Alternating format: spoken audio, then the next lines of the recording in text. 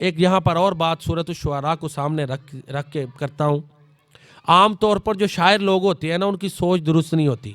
کسی کی تعریف بڑی کر دیتے ہیں، ٹھیک ہے نا، کسی کا خلاف بولیں گے تو بہت زیادہ بول دیں گے، مبالغہ بڑا ہوتا ہے.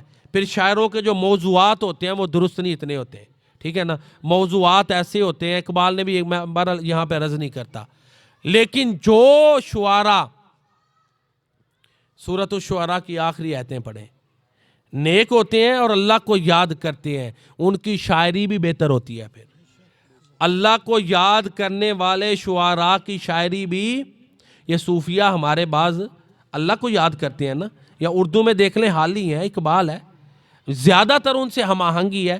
کسی مسئلے پہ اختلاف ہو جانا وہ الگ بات ہے. کیوں؟ قرآن کہتا ہے وَالشُّعَرَاءُ يَتَّبِعُهُمُ الْغَاوُونَ، شاعر لوگوں کے اکثر پیچھے جو چلتے ہیں، بہکے لوگ ان کے پیچھے چلتے ہیں. الم تر انہم فی کل وادی یہیمون وانہم یقولون ما لا یفعلون، وہ وادیوں میں سرگرداں پھرتے ہیں، جو وہ کہتے ہیں کرتے نہیں، جو وہ کہتے ہیں وہ مگر الا الذین آمنوا وعملوا الصالحات، وہ شعراء جو ایمان لائے، نیک عمل کرتے رہے، وذکروا اللہ کثیرا، اور اللہ کو بہت یاد کرتے رہے.